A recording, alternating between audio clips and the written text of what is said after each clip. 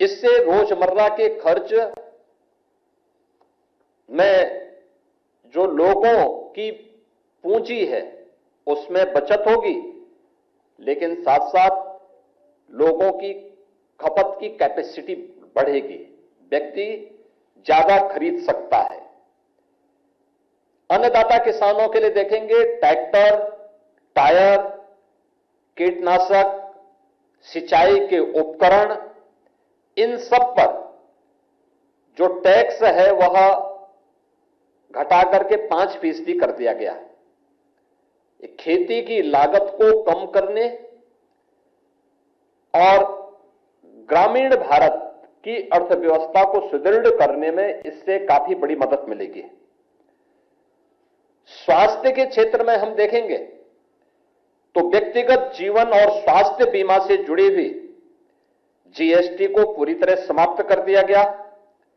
दवाइयों, ऑक्सीजन और जांच किट पर कर में कटौती की गई है, जिससे इलाज सस्ता हो सके और एक सामान्य नागरिक राहत प्राप्त कर सके।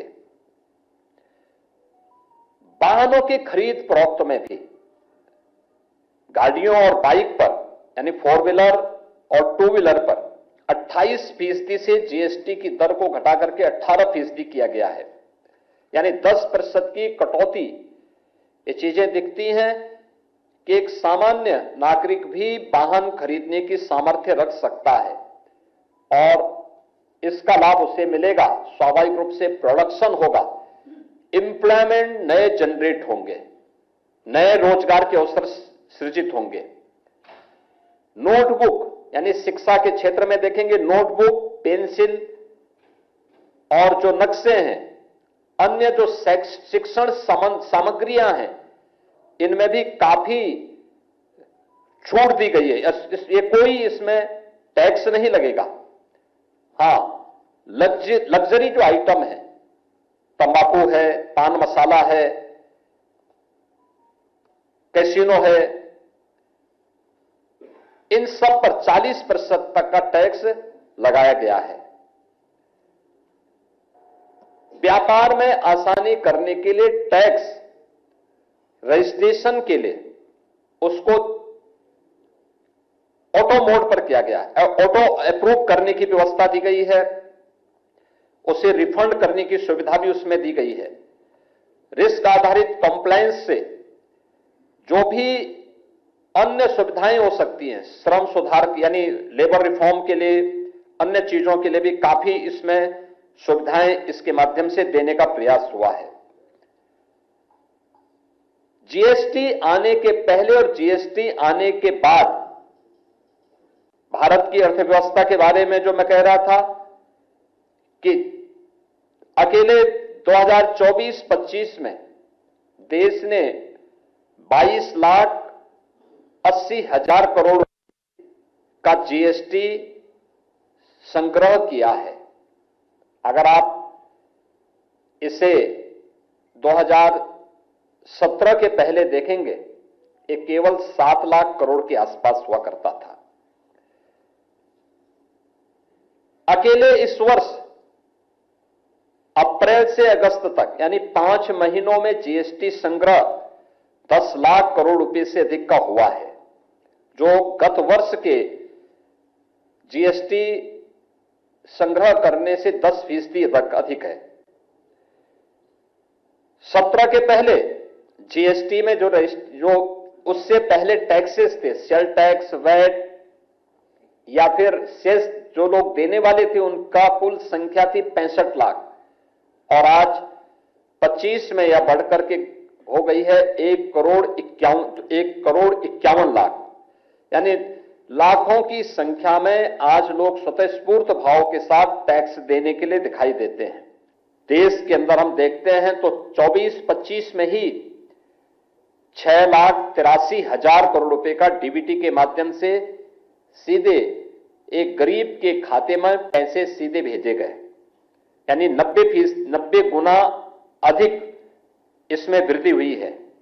और बहुआयामी गरीबी में भारत की स्थिति आप देखेंगे तो 2013-14 की तुलना में 2024-25 में भारत ने 25 करोड़ लोगों को गरीबी रेखा से ऊपर उठाने में मदद की है। इस दौरान पैसा था तो गरीब कल्याणकारी योजनाओं का लाभ किस रूप में प्राप्त हुआ है? प्रधानमंत्री आवास योजना ग्रामीण और शहरी में 4 करोड़ लोगों को इस योजना का लाभ दिया गया। 4 करोड़ परिवारों के पास एक एक आवास उपलब्ध करवाए गए। प्रधानमंत्री गरीब कल्याण अन्न योजना में 80 करोड़ लोगों को 2020 से लगातार फ्री में राशन की सुविधा का लाभ दिया जा रहा है। अटल पेंशन योजना में 7 करोड़ 33 लाख लोगों को इसके माध्यम से उन्हें रजिस्ट्रेशन प्रदान किया गया है। और सामाजिक सुरक्षा यानी अगर आप देखेंगे आयुष्मान भारत में देश की एक बड़ी आबादी इससे लाभान्वित हो रही है। यानी गरीब कवरेज जो भारत के अंदर है, एक दशक में इसका जो सोशल सिक्योरिटी का दायरा है 19% से बढ़कर के 64-65% तक पहुंचा है। यानी पैसा था, उसका लाभ किस सेक्टर में प्राप्त हुआ है। अब ये जो टैक्स रिफॉर्म हुए हैं और जो प्रधानमंत्री जी ने दीपावली का उपहार दिया है, उत्तर प्रदेश देश की आबादी का सबसे बड़ा राज्य है, तो स्वाभाविक रूप से इसका सर्वाधिक लाभ उत्तर प्रदेश को प्राप्त होगा, क्योंकि जीएसटी यह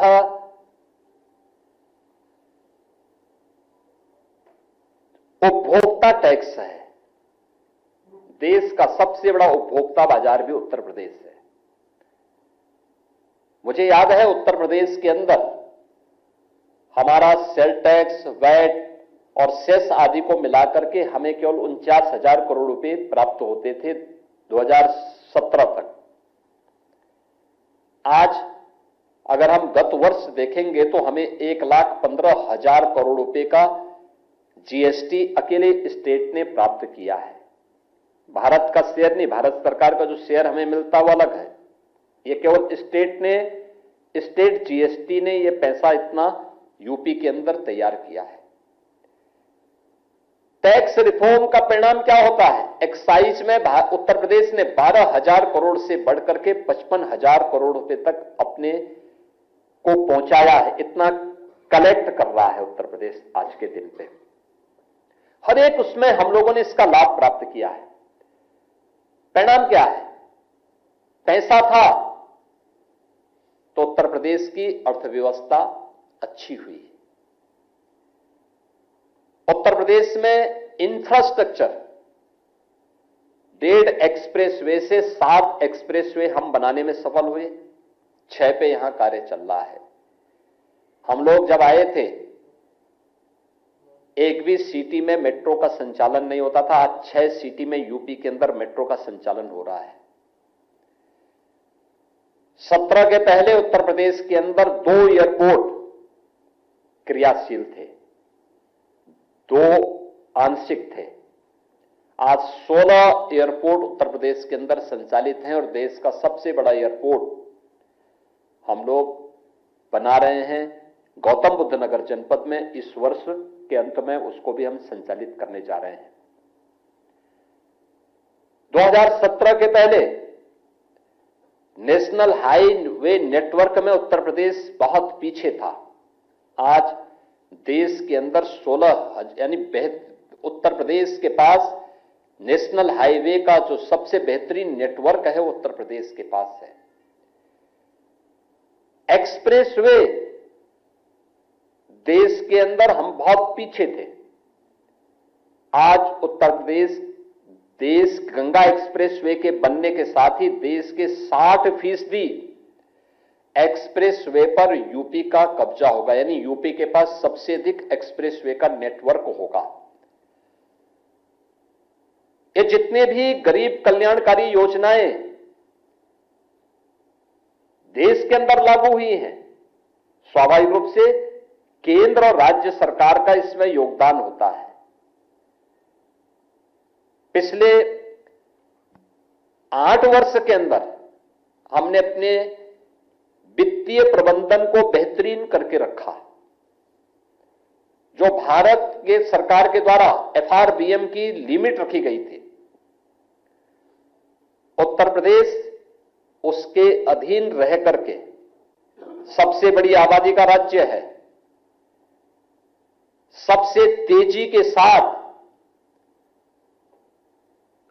अपनी अर्थव्यवस्था को आगे बढ़ाने वाले राज्य के रूप में आगे बढ़ा, बीमारू राज्य से उभर करके अनलिमिटेड पोटेंशियल के माध्यम से देश के ग्रोथ इंजन के रूप में अपने आप को स्थापित करने में सफल हुआ और भारत की गरीब कल्याणकारी योजनाओं का सर्वाधिक लाभ उत्तर प्रदेश के नागरिकों को प्राप्त हुआ, हर एक सेक्टर में प्राप्त हुआ। तो स्वाभाविक रूप से उपभोक्ता वस्तुओं में आप देखेंगे जो 0 और 5% तक टैक्स की स्लैब को रखा गया है, सबसे बड़ी आबादी का राज्य है तो सर्वाधिक लाभ उत्तर प्रदेश वासियों को प्राप्त होगा। देश के अंदर सबसे ज्यादा किसान हमारे पास हैं, 3 करोड़ किसान फैमिली है। तो किसानों के लिए और उनकी सिंचाई के लिए जो भी उपकरण होंगे, ट्रैक्टर से लेकर के और सिंचाई से जुड़ी हुई पाइप तक, इन सब में टैक्स के स्लैब में व्यापक परिवर्तन होने और छूट मिलने का परिणाम क्या होगा? किसान की क्रय शक्ति बढ़ेगी, खेती की लागत कम होगी, उत्पादन ज्यादा बढ़ाने में उसको मदद मिलेगी, इसका लाभ भी किसान को होगा। कुछ चीजें हैं जिसमें लाभ उत्तर प्रदेश को और भी तरीके से प्राप्त होने वाला है, जैसे मेंथाल की खेती यानी पिपरामेंट की खेती उत्तर प्रदेश देश के अंदर करता है। हमारे सामने चैलेंज हुआ था, सर्वाधिक उत्तर प्रदेश का किसान इसमें करता है और पिपरामेंट में उत्तर प्रदेश के अन्नदाता किसानों के सामने और यहां के उद्यमियों के सामने चैलेंज क्या होता? इसमें सिंथेटिक पिपरामेंट आ गया था और वे प्रतिस्पर्धा नहीं कर पा रहे थे। हम आभारी हैं कि उत्तर प्रदेश में अब ऑर्गेनिक रूप से बनने वाला जो मेंथाल है, इस पर टैक्स का रेट होगा 5% और सिंथेटिक तरीके से जो पिपरामेंट यानी मेंथॉल बनता है उस पर 18%। स्वाभाविक रूप से ऑर्गेनिक प्रोडक्ट की मांग बढ़ेगी, उन्हें एक्सपोर्ट मार्केट के साथ साथ एक्सपोर्ट में भी उसे पहुंचाने में मदद मिलेगी। उत्तर प्रदेश में फुटवेयर, आगरा और कानपुर उसका हब है। इसमें नेक्स्ट जेन के माध्यम से 2500 रुपए तक के फुटवेयर इसकी दर को कम करते हुए 5% किया गया है। स्वाभाविक रूप से यहां पर जो चमड़ा उद्योग है, जो जूता उद्योग है, उसको आगे बढ़ने में मदद मिलेगी। उसका लोग सस्ते दाम पर लोगों को ये सब आइटम मिलेंगी तो नए प्रोडक्शन यानी उसकी मांग होगी तो स्वाभाविक रूप से नए एम्प्लॉयमेंट भी जनरेट इन क्षेत्रों में होंगे। रेडीमेड वस्त्रों में भी 2500 रुपए तक के रेडीमेड वस्त्रों में भी जीएसटी की दर को 5% कर दिया गया है।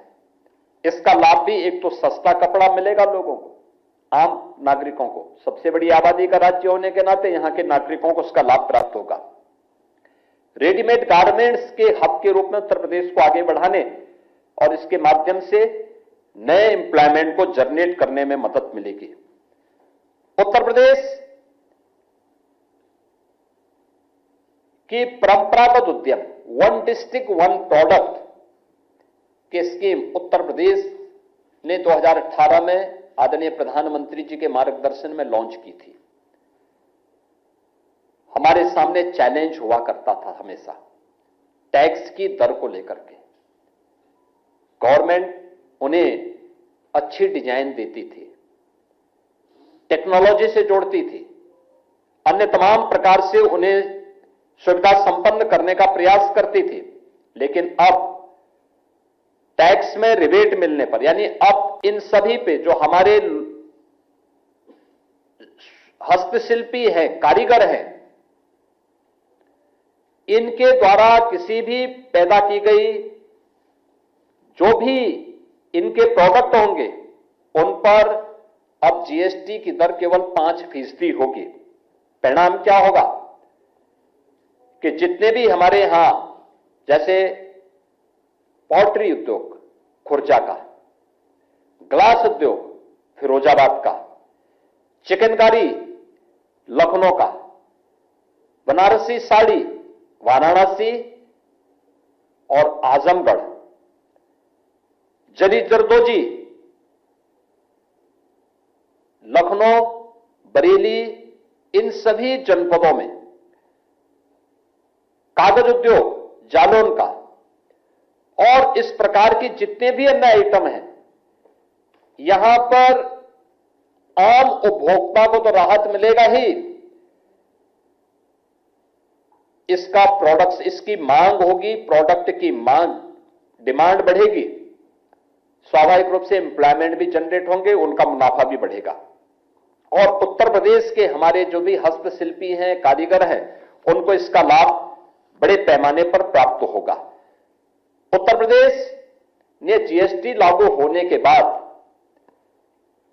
प्रयास किया कि हम अपने यहां रजिस्ट्रेशन की दर को बढ़ाएं, और मुझे बताते हुए प्रसन्नता है कि जीएसटी हमारी बढ़ी तो उत्तर प्रदेश ने व्यापारी कल्याण बोर्ड के माध्यम से रजिस्ट्रेशन कराने वाले हर उस व्यापारी को हमने 10 लाख रुपए की सुरक्षा बीमा का कवर भी दिया। और मुझे बताते हुए प्रसन्नता है कि हम लोगों ने 17-18 से अब तक 1663 व्यापारी परिवारों को 152 करोड़ रुपए से अधिक की बीमा राशि का अब तक वितरण किया है। अकेले 25-26 में भी 201 परिवारों को 20 करोड़ 40 हजार रुपए की बीमा राशि हम लोगों ने प्रदान की है। और इसके लिए हर वर्ष 29 जून की तिथि, जो दानवीर भामा शाह की जन्म तिथि है, उस तिथि पर हम लोग अपने उन व्यापारियों को जो ईमानदारी के साथ टैक्स पेड करते हैं और सर्वाधिक टैक्स देते हैं, उस अवसर पर प्रदेश स्तर पर भी और जनपद स्तर पर भी हम उन्हें सम्मानित करने का काम करते हैं। स्वाभाविक रूप से आदरणीय प्रधानमंत्री जी के द्वारा जीएसटी की 4 स्लैब को घटा करके 2 स्लैब में करना, इसमें व्यापक रिफॉर्म के माध्यम से आम उपभोक्ता को जो राहत दी गई है, यह दीपावली का उपहार आदरणीय प्रधानमंत्री जी का है। इसके लिए उत्तर प्रदेश वासियों की ओर से उनके प्रति मैं हृदय से आभार व्यक्त करता हूं। माननीय केंद्रीय वित्त मंत्री श्रीमती निर्मला सीतारमण जी के प्रति मैं हृदय से धन्यवाद ज्ञापित करते हुए उन सभी जीएसटी काउंसिल के जितने भी सदस्य हैं, जिसमें सभी राज्यों के माननीय वित्त मंत्रीगण होते हैं, उनको भी मैं हृदय से धन्यवाद देता हूं, जिन्होंने इस जीएसटी लागू होने के बाद के सबसे बड़े रिफॉर्म में सर्वानुमति से निर्णय लेकर के एक आम उपभोक्ता को राहत देने, क्योंकि यह महंगाई को भी कंट्रोल करेगा, मार्केट को मजबूत करेगा और आम उपभोक्ता की पहुंच मार्केट तक आसानी से बनाने के साथ साथ अर्थव्यवस्था को सुदृढ़ करने में योगदान देगा। इसमें अपना सकारात्मक सहयोग किया है, इसके लिए उन सबको मैं हृदय से धन्यवाद करता हूं। बहुत बहुत धन्यवाद।